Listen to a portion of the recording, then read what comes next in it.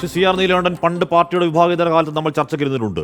അന്നൊരു പക്ഷേ അടിസ്ഥാനം വ്യക്തിവിരോധമാണെങ്കിലും അത് പുറത്തേക്ക് പ്രസിപ്പിറ്റേറ്റ് ചെയ്യുക എങ്ങനെയാണ് ഈ പറയുന്ന നാലാം ലോക സിദ്ധാന്തം, അല്ലെങ്കിൽ ഡാങ്കെ, അല്ലെങ്കിൽ എന്താണ് റിച്ചാർഡ് ഫ്രാങ്കി, അല്ലെങ്കിൽ എന്തോ ചാരൻ, അല്ലെങ്കിൽ അങ്ങനെയൊക്കെയുള്ള പ്രത്യയശാസ്ത്ര പരിപ്രേക്ഷ്യ രൂപത്തിലുള്ള കാര്യങ്ങൾ പുറത്തേക്ക് വരിക. ഇതിപ്പോൾ പുറത്തേക്ക് വരുന്നതാണ് ബോയ്സ് സ്കൂൾ അഴിമതി, കേരഫഡ് നിയമന അഴിമതി, ഒരു ജ്വല്ലറി ഉടമയെ ഭീഷണിപ്പെടുത്തി പണമുണ്ടാക്കൽ, ബാർ മുതലാളി ലോക്കൽ കമ്മിറ്റി ഉൾപ്പെടുത്തുന്നു, കുബേര കേസ് പ്രതി ലോക്കൽ കമ്മിറ്റി ഉൾപ്പെടുത്തുന്നു, എന്താണ് ഈ പറയുന്ന ലോക്കൽ കമ്മിറ്റി സെക്രട്ടറിയായി നിയമിച്ച ആൾക്കെതിരായ വീഡിയോ ഞങ്ങളോട് സാർ ഞങ്ങൾ തരാം എന്ന് പറയുന്നു. എന്താണ് വീഡിയോ? ഈ പറഞ്ഞ സ്ത്രീയെ പീഡിപ്പിക്കുന്ന വീഡിയോ ആണ്. ആ വീഡിയോ എടുത്ത് ആ വീഡിയോ കാണിക്കാമെന്ന് പറയുന്നു. പക്ഷേ സി ആർ നീലകണ്ഠൻ ഇപ്പോൾ ഇവിടെ ഈ പി ആർ ഒസിനെ കാത്തു സൂക്ഷിക്കുന്ന സുദേവനാണ് എന്നാണ് പറഞ്ഞുകൊണ്ടിരുന്നത്. ഇപ്പോൾ അത് പിരിച്ചു അഡ്വോ കമ്മിറ്റി ആയപ്പോഴേക്കും സുദേവനെതിരെയുള്ള പരാതി ഞങ്ങൾ തരാം എന്ന് പറഞ്ഞ് ക്യൂ ഫോണിൽ വാട്സാപ്പിൽ. സി ആർ ഇതെന്തൊരു പോക്കാണ് സി ആർ? ഇത് നിയന്ത്രിക്കണ്ടേ സി ആർ? ഇത് നിയന്ത്രിക്കേണ്ടതാണ് എന്നൊക്കെ എനിക്കും അറിയാം, നമുക്കൊക്കെ അറിയാം. കാരണം കേരളത്തിൽ ഇടതുപക്ഷ പ്രസ്ഥാനം തകർന്നു പോകരുത് എന്ന് ആഗ്രഹിക്കുന്ന ഒരാൾ കൂടിയാണ് ഞാൻ. അല്ലെങ്കിൽ സംഭവിക്കുന്നത് ബിപിൻ സി ബാബുവിൻ്റെ പോലെയുള്ള ആളുകളാണ്.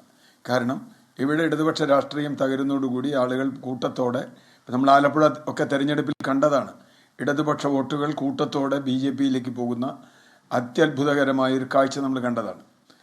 ബി ജെ പിയിൽ ആര് ചേരുന്നതും ഇഷ്ടമല്ലാത്ത ഒരാളാണ് ഞാൻ. ബി ജെ പിയുടെ രാഷ്ട്രീയത്തെ നഖശികാന്തം എതിർക്കുന്നത് കൊണ്ട് നേരത്തെ എൻ വി പറഞ്ഞതുപോലെ ബി ജെ പിയിലേക്ക് ആരെങ്കിലും എന്ത് ന്യായം പറഞ്ഞു പോയാലും അത് പ്രത്യേകിച്ച് പ്രത്യയശാസ്ത്ര ന്യായമൊന്നുമില്ല. പക്ഷെ പ്രശ്നം എന്താ? ഏതെങ്കിലും പ്രത്യയശാസ്ത്രയുടെ അടിത്തറയിലാണോ ഇപ്പോൾ CPM പ്രവർത്തിക്കുന്നത്? ഇപ്പോൾ നേരത്തെ എൻ വി പറഞ്ഞു ജനകീയ ജനാധിപത്യ വിപ്ലവം, സോഷ്യലിസം, ഇതൊക്കെ എപ്പോഴെങ്കിലും ആരെങ്കിലും CPM-ൽ ഇപ്പോൾ പറയാറുണ്ടോ?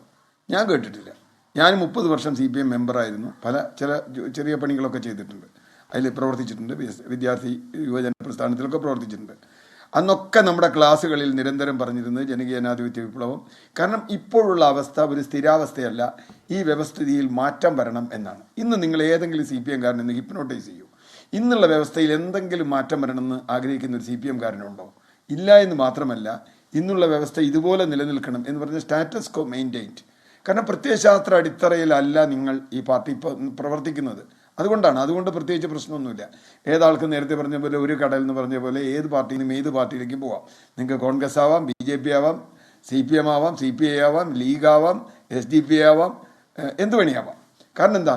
ഒരു പ്രത്യയശാസ്ത്ര അടിത്തറയിലല്ല. അപ്പോൾ നേരത്തെ കശ്മീർ ചോദിച്ച ചോദ്യത്തിൻ്റെ ആദ്യ ഭാഗത്ത് 1964 പാർട്ടി പിളർപ്പ്, അതിന് മുമ്പുള്ളതടക്കം പാർട്ടി പിളർപ്പടക്കം 69 നക്സൽ മൂവ്മെൻറ്റിൻ്റെ തുടക്കം മുതൽ പിന്നെ അങ്ങോട്ട് പോന്നു കഴിഞ്ഞാൽ ഏറ്റവും ഒടുവിൽ VS പിണറായി തർക്കം, യഥാർത്ഥത്തിൽ അതിലൊക്കെ തന്നെ ഒരു സംഘടനാപരമായ ഇപ്പോൾ TPയുടെ വിഷയമടക്കം അതിലൊരു സംഘടനാപരമായ പ്രശ്നമുണ്ടായിരുന്നു. ഇപ്പോൾ VB ചെറിയാൻ അടക്കം ഉയർത്തിയത് ശരിയോ തെറ്റോ എന്നുള്ളത് രണ്ടാമത്തെ കാര്യമാണ്. പക്ഷേ സംഘടനാപരമായ പ്രശ്നത്തിനപ്പുറത്ത് ഒരു രാഷ്ട്രീയ പ്രശ്നം കൂടി അതിനകത്തുണ്ടായിരുന്നു. രാഷ്ട്രീയ പ്രശ്നത്തെ ഏതാണ്ട് പൂർണ്ണമായി ഇല്ലാതാക്കുകയും പാർട്ടി ഒരു സംഘടന മാത്രമേ. ഞാൻ സാധാരണ തമാശയ്ക്ക് പറയാറുള്ളത് മാർക്സിസ്റ്റ് ലെനിനിസ്റ്റ് പാർട്ടി എന്നാണ് നമ്മൾ പറയുക. പക്ഷേ മാർക്സിസം ഇല്ലാതായി, മാർക്സിസത്തിൽ യാതൊരു താല്പര്യമില്ലെങ്കിൽ പിന്നെ ലെനിനിസ്റ്റ് ആയാൽ അതൊരു ഫാസിസ്റ്റാണ്. അതാണ് അതിൻ്റെ പച്ച മലയാളം. ഇപ്പോൾ എന്താ കോൺഗ്രസ്സിൽ ഇതുപോലെ അടിയുണ്ട്. ഇപ്പോൾ നിങ്ങളിപ്പോൾ എഴുതി കാണിക്കുന്നുണ്ട് കോൺഗ്രസ്സിൽ ഗ്രൂപ്പ് കയ്യാങ്കളി. അതിലാർക്കും ഒരു അത്ഭുതമില്ല. കാരണം എന്താ? കോൺഗ്രസ് അങ്ങനെയാണ്. പക്ഷേ കോൺഗ്രസ്സിൽ അത് പിടിച്ചു നിൽക്കുന്നത് അതൊരു ജനാധിപത്യപരമായി പ്രവർത്തിക്കുന്ന പാർട്ടിയായിട്ടാണ്. ഇപ്പോൾ അക്സറൊക്കെ പറയും ഇത് ജനാധിപത്യ പാർട്ടിയാണെന്ന്. എനിക്ക് ചിരിയാ വരണേ. ജനാധിപത്യ പാർട്ടിയാണെങ്കിൽ ഇങ്ങനെയല്ല വരിക. ജനാധിപത്യ പാർട്ടിയാണെങ്കിൽ അത് ഇപ്പോൾ ഒരു എന്തൊക്കെയായാലും ശരി, കോൺഗ്രസ്സിൽ ഒരുത്തൻ ഒരു കള്ളനാണ് കയറിയെങ്കിൽ കോൺഗ്രസ്സിലെ ഏതെങ്കിലും ഒരു ഗ്രൂപ്പുകാരൻ വിളിച്ച് പറയും ഇവൻ കള്ളനാണ്, ഇവൻ പെണ്ണുപിടിയനാണ്, ഇവൻ മറ്റതാണ് മറിച്ചതാണ്, മുണ്ടുരിഞ്ഞ് കളയും, ഒക്കെ ചെയ്യും. ഇവിടെ അതിനൊരു സാധ്യതയില്ല. ഇപ്പോൾ കരുനാഗപ്പള്ളി കമ്മിറ്റിയുടെ മാത്രം കാര്യം എടുക്കുക. ഇതിനു മുമ്പ് കരുനാഗപ്പള്ളിയിൽ പ്രശ്നം ഉണ്ടായിട്ട് സഖാവ് പോറ്റിയെ പോലെയുള്ള ആളുകളെയും PR വസന്തനെയൊക്കെ നന്നായിട്ട് അറിയുന്ന ഒരാളാണ് ഞാൻ. പക്ഷേ അതിൻ്റെ പ്രശ്നം എന്താ? ഇന്ന് കരുനാഗപ്പള്ളിയിൽ ഇപ്പോൾ ഉള്ള പ്രശ്നം യഥാർത്ഥത്തിൽ ഇപ്പോൾ ഏരിയ കമ്മിറ്റിയിൽ വന്നിട്ടുള്ള, ഇപ്പോൾ പിരിച്ചുവിടപ്പെട്ട ഏരിയ കമ്മിറ്റിയിൽ ഇരിക്കുന്നവർ മുഴുവൻ ഈ പറഞ്ഞതുപോലെ കോറി മുതലാളിയുടെയും അല്ലെങ്കിൽ സ്ത്രീ പീഡകൻ്റെയും അല്ലെങ്കിൽ ബാർ മുതലാളിയുടെയും ഒക്കെ ആളുകളാണ്, അല്ലെങ്കിൽ ബാർ മുതലാളി തന്നെയാണ് എന്ന് പറയാണ്. ഇവരെങ്ങനെയാണ് ആ കമ്മിറ്റിയിൽ വന്നത്? ഒരാൾ ഏരിയ കമ്മിറ്റിയിൽ വരുന്ന ഒരു പാർട്ടി ഘടന അനുസരിച്ച് അയാൾ ആദ്യം ലോക്കൽ കമ്മിറ്റി മെമ്പർ ആവണം, എന്നിട്ടല്ലേ ഏരിയ കമ്മിറ്റിയിലേക്ക് വരുള്ളൂ. ബ്രാഞ്ച് മെമ്പർ ആവണം, ബ്രാഞ്ച് സെക്രട്ടറി. ഇയാൾ ഇത്രയും കാലം ഈ ബാർ മുതലാളി ഏരിയ കമ്മിറ്റിയിൽ വരുമ്പോൾ മാത്രമാണോ പ്രശ്നം? ഇയാൾ ലോക്കൽ കമ്മിറ്റിയിൽ ഇരുന്നപ്പോൾ പ്രശ്നം ഉണ്ടായില്ലേ? അപ്പോൾ ഇതിൽ പ്രശ്നം എന്താ വെച്ചാൽ ഇപ്പോൾ ഇയാളെ ഒഴിവാക്കണമെങ്കിൽ ഇയാൾ ബാർ മുതലാളിയുടെ ആളാന്ന് പറയണം, ഇയാൾ ക്വാറിക്കാരനാന്ന് പറയണം, ഇയാൾ പറയണം. കാരണം എന്താണെന്നറിയോ? എല്ലാവരുടെ കയ്യിലും സാധനമുണ്ട് ഹഷ്മി. അതാണ് പ്രശ്നം. ഏത് നേതാവിനെ വീഴ്ത്താൻ പറ്റിയ സാധനം മിക്കവാറും എല്ലാവരുടെ കയ്യിലുമുണ്ട്, സാധാരണ മനുഷ്യരുടെ കയ്യിലുണ്ട്. അത് കൊഴിഞ്ഞാമ്പാറയിലായാലും ആലപ്പുഴയായാലും കരുനാഗപ്പള്ളി ആയാലും തിരുവല്ല ആയാലും എല്ലാവരുടെയും സാധനം ഉണ്ടെന്നേ. ഇപ്പോൾ ഈ എന്താ പറയുക, വാട്സപ്പ് വീഡിയോ ഉണ്ട്, മറ്റു സംഗതികളുണ്ട്. ഏത് നേതാവിനെ വേണമെങ്കിലും തകർക്കാൻ കഴിയുന്ന സംഗതികളുണ്ട്. മുഖ്യമന്ത്രിയുടെ മകളടക്കമുള്ള ആളുകൾക്കെതിരെ അഴിമതി ആരോപണം വരുമ്പോൾ പാർട്ടി ഡിഫെൻഡ് ചെയ്യാണ്. പാർട്ടി ഡിഫെൻഡ് ചെയ്യുമ്പോൾ എന്താ ഒരു കാണണേ?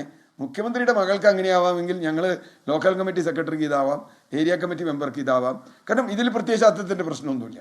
പിന്നെ അപ്പോൾ വരുമ്പോൾ എന്താ വെച്ചാൽ എനിക്ക് ഇവിടെ കിട്ടിയില്ലെങ്കിൽ ഞാൻ അങ്ങോട്ട് പോകും, അവിടെ കിട്ടിയില്ലെങ്കിൽ ഇങ്ങോട്ട് വരും എന്ന് പറയുന്ന തരത്തിലുള്ള സംഗതിയാണ്. അപ്പോൾ ഇതിനെ മെച്ചപ്പെടുത്തുന്നത് എങ്ങനെയാണ്? ഇതിനെ മെച്ചപ്പെടുത്തണമെങ്കിൽ ആദ്യമായി രാഷ്ട്രീയം സംസാരിക്കാൻ തുടങ്ങണം. രാഷ്ട്രീയം സംസാരിക്കാൻ പറ്റുമോ ഇവിടെ?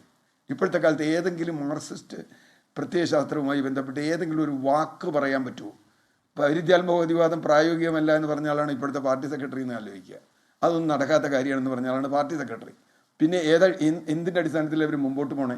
അപ്പോൾ പ്രശ്നം ഇപ്പോൾ തെരഞ്ഞെടുപ്പുകളിൽ ജയിക്കുക, എങ്ങനെയെങ്കിലും തെരഞ്ഞെടുപ്പ് ജയിക്കുക, അതിനുവേണ്ടി ആരുമായിട്ടും കൂട്ടുണ്ടാവുക.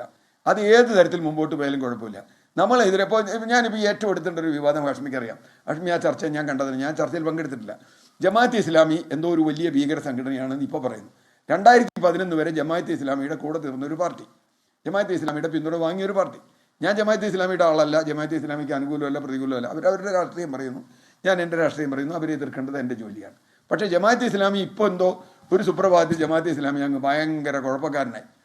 ദേശാഭിമാനി മുഖപ്രസംഗം എഴുതുന്നു, മുഖ്യമന്ത്രി പിണറായി വിജയൻ പറയുന്നു, അസംബ്ലിയിൽ ആര്യാടൻ മുഹമ്മദിന് കോടിയേരി ബാലകൃഷ്ണൻ മറുപടി പറയുന്നു. ഇതൊക്കെ നമ്മുടെ കയ്യിൽ റെക്കോർഡാണ്. ഒരു സുപ്രഭാതത്തിൽ ജമാഅത്തെ ഇസ്ലാമി മോശമാവും, നാളെ അത് കഴിയുമ്പോൾ വേറെ ആളുകൾ മോശമാവും. അപ്പോൾ എന്ന് പറഞ്ഞാൽ ഒരു പ്രത്യയശാസ്ത്രത്തിൻ്റെ അടിത്തറയിൽ അല്ലാതെ ഒരു പാർട്ടി രൂപപ്പെടുമ്പോൾ പിന്നെ അതിന് ചെയ്യാവുന്നത് സ്വന്തം കാര്യം നോക്കലാണ്. അതെ, അപ്പോൾ അതിന്റെ പരിണിതപരമാണ് താഴെത്തട്ടിൽ എന്നാണ് താങ്കൾ പറയുന്നത്. ഞാൻ അങ്ങനെയൊക്കെ എത്താം സാർ. ശ്രീ അസ്കർ, അതിൽ കാര്യമില്ലേ? ശ്രീ അസ്കർ ഒരു വാചകവും പറഞ്ഞു. ഒരു വാചകവും അല്ല ഹാഷ്മി, ഒരു വാചകവും കൂടി പറഞ്ഞിരുന്നു. അതായത് കോൺഗ്രസ് അത് പിടിച്ചു നിൽക്കുന്നത് അവരുടെ വേറെ തരത്തിലുള്ള ആഭ്യന്തര ഘടന കൊണ്ടാണ്. അവിടെ പറയാനുള്ള സ്വാതന്ത്ര്യം ഉള്ളതുകൊണ്ടാണ്. ഇവിടെ എന്താ പ്രശ്നം? ഇവിടെ ഇപ്പോൾ സംസ്ഥാന കമ്മിറ്റി വന്ന് ഏരിയ കമ്മിറ്റി പിരിച്ചുവിട്ടു. ഇനിയിപ്പോൾ ഈ പറഞ്ഞ ആരും ഏരിയ കമ്മിറ്റിയിൽ ഇനി വരില്ല എന്ന് ഉറപ്പുണ്ടോ? ഈ പറഞ്ഞ ആരെങ്കിലും വരില്ല എന്ന് ആർക്കെങ്കിലും ഉറപ്പുണ്ടോ?